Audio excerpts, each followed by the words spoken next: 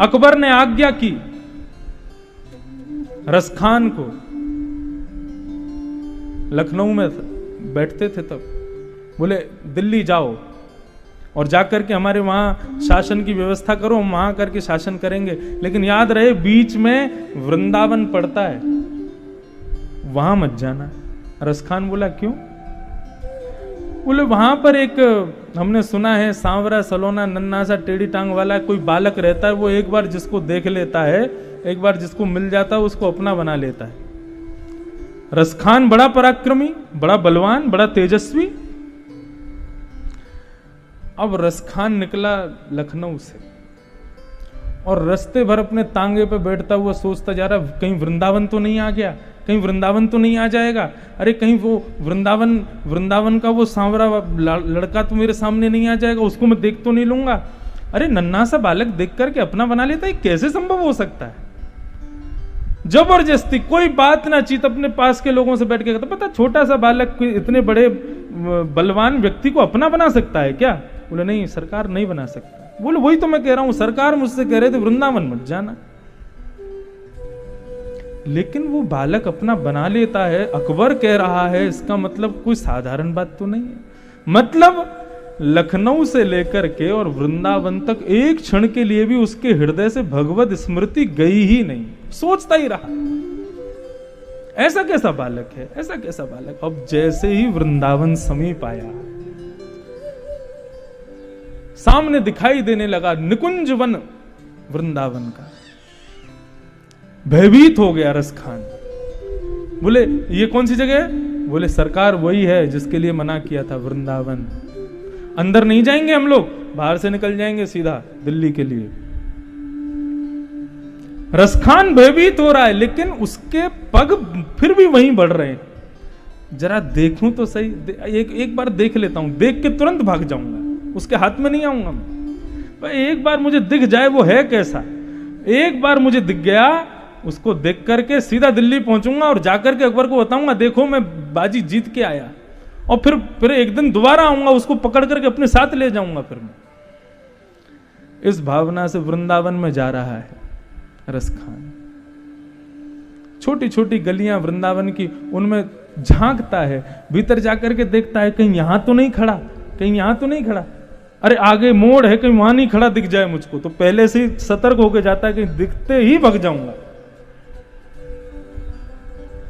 पूरे वृंदावन में घूम लिया, अंत में आकर खड़ा हो गया, कुछ नहीं मिला।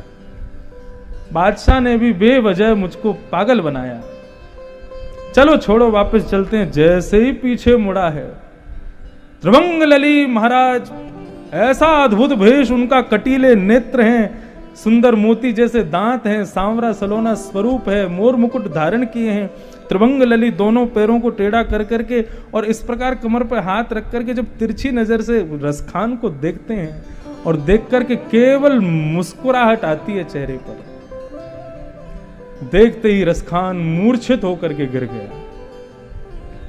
और जब होश में आया है तब सैनिक खड़े हैं, सैनिकों से पूछता है तुम लोग कौन हो, कहां से आए हो, क्या है, वो कहां है जो मुझे दिखा था।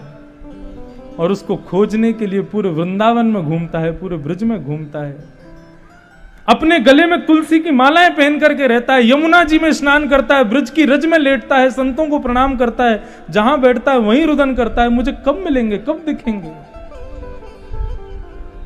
ऐसी रसखान की स्थिति हो गई। सब जगह भ्रमण करता करता करता करता भगवान की, लोग एक तुलसी की माला गले में पहनते हैं, रसखान पूरा शरीर में तुलसी की माला पहनता था। उसको किसी ने पूछा, रसखान तुम इतनी तुलसी माला क्यों पहनते हो? तब उसने कहा कि आप सब तो एक श्रेष्ठ कुल में जन्मे हैं, आपका तो परिवार भी अच्छा है, आपके यहां सब शुद्ध भोजन करते हैं, आप सब लोग तो एक श्रेष्ठ कुल के बालक हैं, आप लोग एक तुलसी भी गले में पहनोगे तो इस संसार रूपी सागर से पार हो जाओगे, लेकिन मैं तो एक म्लेच्छ खानदान में जन्मा हूं, मैं एक म्लेच्छ हूं, मेरे हाथ का तो स्पर्श भी भगवान को अपवित्र है। ऐसा अपवित्र मैं रसखान में एक तुलसी से पार नहीं हो पाऊंगा, इसलिए पूरे अंग में तुलसी पहन करके घूमता हूं। ताही अहीर की छोहरिया छचिया भरी छाछ पे नाच नचायो। रसखान ने कैसे अद्भुत अद्भुत ठाकुर जी के पद गाए हैं। ऐसे ही म्लेच्छ परिवारों के कई भक्त हुए भगवान के।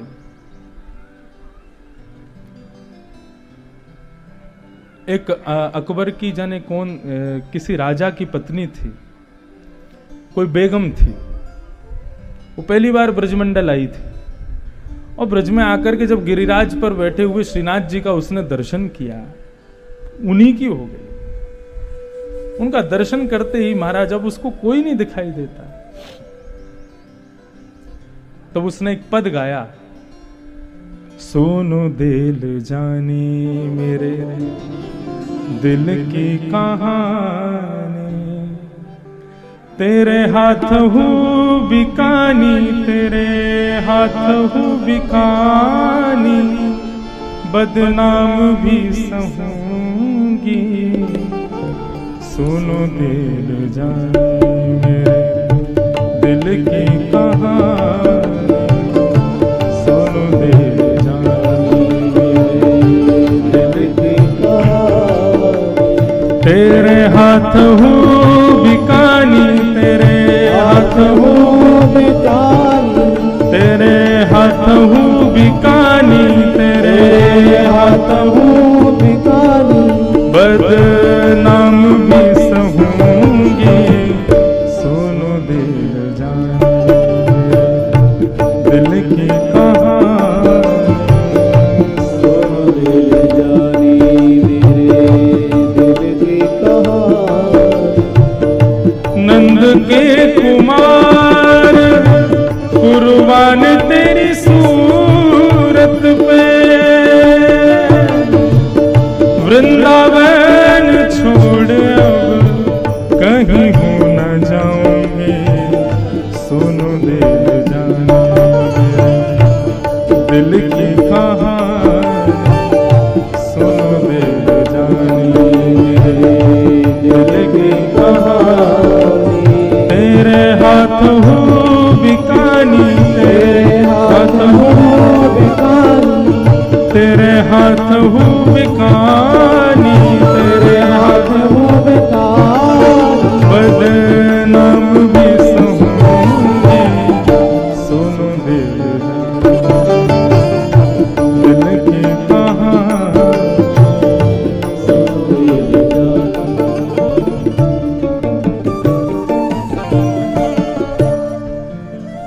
इनका नाम स्मरण नहीं आ रहा है। कोई बेगम थी, किसी म्लेच्छ राजा की पत्नी थी।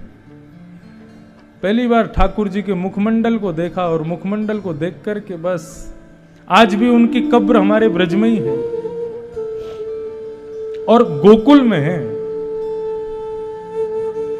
ठाकुर जी के स्मरण में। तो सो ही सुहागन प्रिय जाहि रीझे, ठाकुर जी जिससे रीझ जाए, चाहे वो कोई भी हो, फिर उसको अपना बना ही लेते हैं।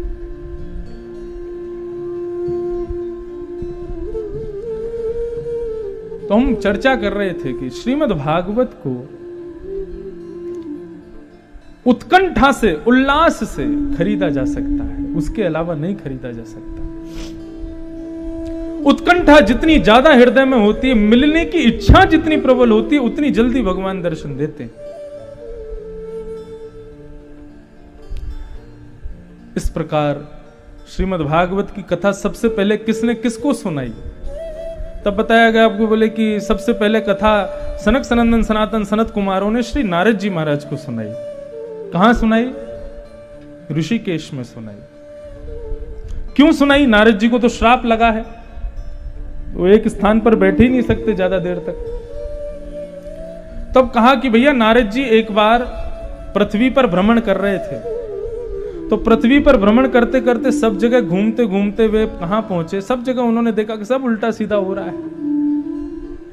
श्रीमद् भागवत में सब बताया गया आजकल के लोग कैसे हैं। मंदः सुमंद मतयोः मंद भाग्या ह्युपद्रुता। मंद हैं लोग, जिस काम को करने में श्रम होता है, मेहनत होती है, उस काम से बचते हैं आजकल के लोग। और जिस काम में कुछ नहीं करना पड़े, घर पे बैठे बैठे बस काम हो जाए, पैसे भी आ जाएं, उस काम को करने के लिए सब तैयार रहते हैं। सुमंद मतयोः पाखंड निरताम संतोह विरक्ता सब परिग्रह। लोगों के भीतर पाखंड बहुत व्याप्त होता जा रहा है इस कलयुग में। केवल स्वरूप संत का होगा, लेकिन हृदय से संतत्व दिखाई नहीं देता है आजकल संतों में। और जिनको लोग संत कहते हैं वो संत हैं ही नहीं। संत कैसे कहते किसको हम यही नहीं जानते। बस जिसको देख लिया कि हाँ कोई पीले वस्त्रों में साधु है, जटाएं रखे हैं, बड़ी बड़ी दाढ़ियां हैं, उसको ही संत कहने लगते हैं। नहीं, ये तो स्वरूप है। और इस स्वरूप को ही धारण किया था रावण ने जब सीता जी का हरण करने आया था। स्वरूप से संत होता तो फिर रावण भी संत कहलाता, लेकिन नहीं, वो रावण ही है। स्वरूप से संत नहीं होता, स्वभाव से संत होता है। और यदि स्वभाव किसी के भीतर वो हैं जो संत के होने चाहिए, तो ऐसा व्यक्ति स्वरूप फिर कैसा भी रखे, जीन्स भी पहने, तो भी वो संत है। लेकिन स्वभाव होना चाहिए। नारद जी महाराज बोले, सब जगह भ्रमण करता हुआ मैं कहां पहुंचा? यमुना के पुलिन वृंदावन पर। वहां मैंने एक आश्चर्य देखा कि एक युवती बैठी है, उसकी गोद में दो वृद्ध लेटे हुए हैं। मैंने उससे पूछा कि तुम कौन हो, ये दोनों वृद्ध कौन हैं? तब उस युवती ने बताया, मैं भक्ति हूं और ये दोनों मेरे पुत्र हैं, ज्ञान और वैराग्य। बहुत ध्यान से सुनिएगा सब लोग। अहम भक्ति ऋतिख्याथा इमो मेतन यो मतौ। ये दोनों मेरे पुत्र हैं, मैं भक्ति हूं। नारद जी बोले, माता जी युवान हैं और बच्चे बुढ़े हो गए, ये कैसे हो सकता है? भक्ति महारानी कहने लगी कि महाराज, लोगों में भक्ति तो बहुत है, लेकिन ज्ञान वैराग्य का अभाव है। और हम जिस स्थान पर जाते हैं, वहां के लोगों में जिस वस्तु का अभाव होता है, हम में से वही बुढ़ा हो जाता है। लेकिन वृंदावन आकर के मैं तो युवान हो गई, लेकिन मेरे ज्ञान वैराग्य दोनों पुत्र अभी भी वृद्ध हैं। भक्ति सब करते हैं, लेकिन ज्ञान और वैराग्य किसी के जीवन में नहीं होता। लोग समझते ही नहीं है, जानते ही नहीं है कि ज्ञान कहते किसको, वैराग्य कहते किसको। ज्ञान किसके कहते हैं? अभी यहां पंडाल में मुझे आप लोग ज्ञानी कहोगे और खुद को अज्ञानी कहोगे तो बहुत बड़ी भूल करोगे।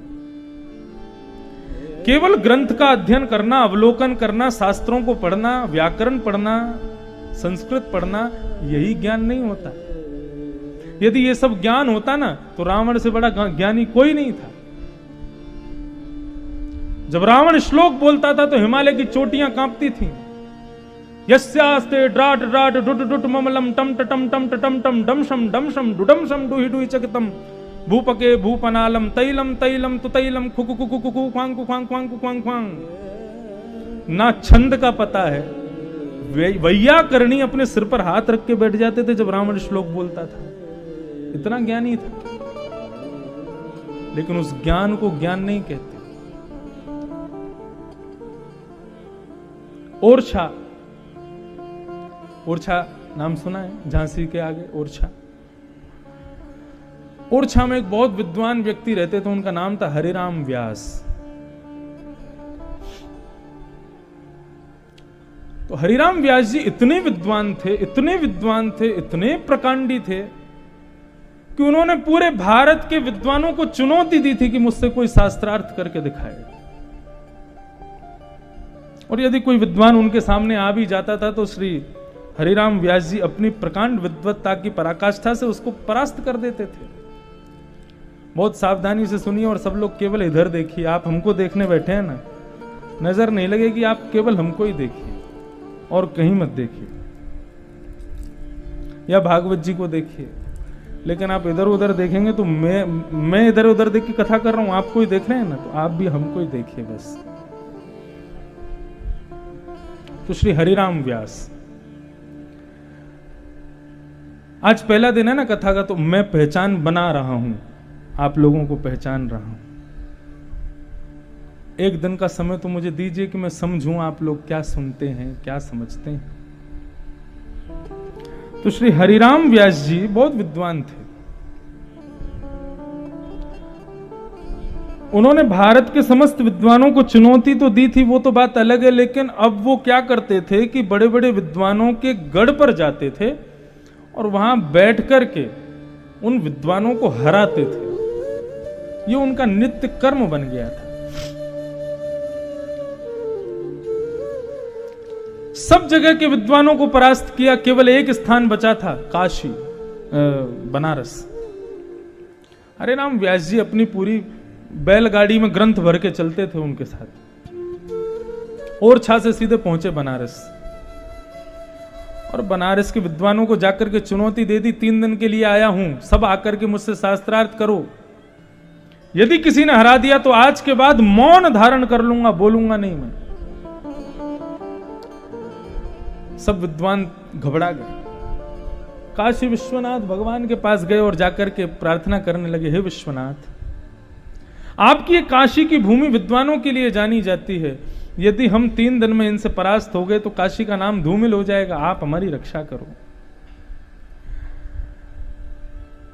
तब काशी विश्वनाथ भगवान एक दीनहीन से ब्राह्मण का रूप धारण करके, भगवान शिव एक ब्राह्मण का रूप धारण करके और हरिराम व्यास जी के पास गए।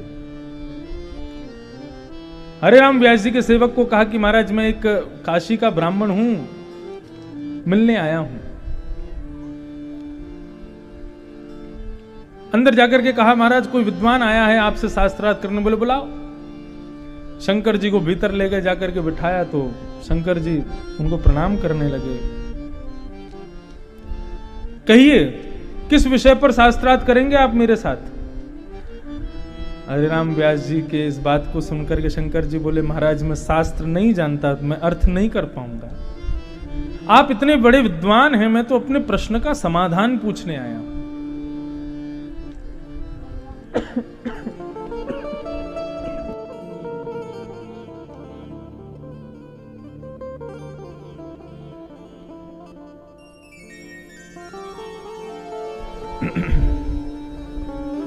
मेरा प्रश्न है, उसका समाधान कीजिए।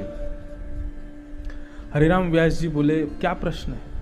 बोले विवेक किसे कहते हैं, विवेक का तात्पर्य क्या है? विवेक कहते किसे? वाह, ग्राम सिंह ये भी कथा में पधारे हैं, स्वागत। बस बस एक ही चले जाओ।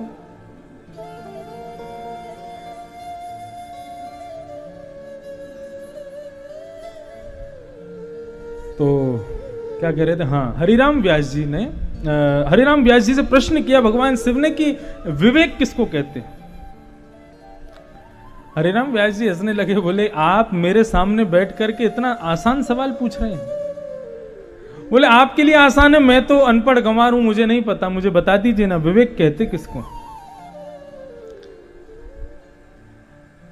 हरिराम व्यास जी बोले कि देखो विवेक कहते हैं असद, सद और असद का ज्ञान हो जाना, क्या सही है क्या गलत है इसकी जानकारी हो जाना, ये विवेक है, इसी को विवेक कहते हैं। तो शंकर जी बोले तो प्रभु मैं ये पूछना चाहता हूं कि आप इतने बड़े वैदज्ञ हैं, इतने बड़े विद्वान हैं, क्या आपके भीतर विवेक है? हरिराम व्यास जी बोले कैसी बात करते हो मुझसे? बोले आप विद्वान इसलिए बने थे कि आप घर घर जाकर के, नगर नगर जाकर के वहां के बेचारे विद्वानों को हरा करके, उनको दुखी करके, उनको इस प्रकार से उनके हृदय को मलिन करना, यही इसीलिए विद्वान बने थे आप? क्या यही विवेक है आपका? हरिराम व्यास जी के हाथ पांव कांपने लगे, चरणों में गिर गए, बोले कि आप कौन हैं, मुझे अपना रूप दिखाइए। तभी उस ब्राह्मण वेश में देवादिदेव महादेव काशी विश्वनाथ भगवान प्रकट हो गए, और प्रकट होकर के श्री हरिराम व्यास जी को अपने हृदय से लगाया। बोले विद्वान बने हो, ब्राह्मणों को हराने के लिए विद्वान नहीं बने हो, अपनी इस विद्वत्ता से वृंदावन के प्रिया प्रियतम श्यामा श्याम के सुंदर सुंदर भावों को प्रस्तुत करने के लिए तुम विद्वान बने हो। अरे हरिराम व्यास, तुम कोई साधारण व्यक्ति नहीं हो, अपने पूर्व जन्म की तुम भगवान की विशाखा सखी हो। जाओ वृंदावन चले जाओ। उसी समय हरिराम व्यास जी वृंदावन आ गए और घर के लोग उनके खोजने आ गए कि कहां है हरिराम व्यास जी। तो अपने मुंह पर काजल पोत करके घूमते थे कि मुझे कोई पहचान नहीं ले। उनसे कोई कहता था कि तुमको परिवार की याद नहीं आती, तो वृंदावन के वृक्षों को हृदय से लगा के बोलते, वृंदावन के रूख हमारे मात पिता गुरु बंधु, मेरे माता पिता गुरु भाई बहन ये सब वृंदावन के वृक्ष वल्लरियां हैं। ऐसे श्री हरिराम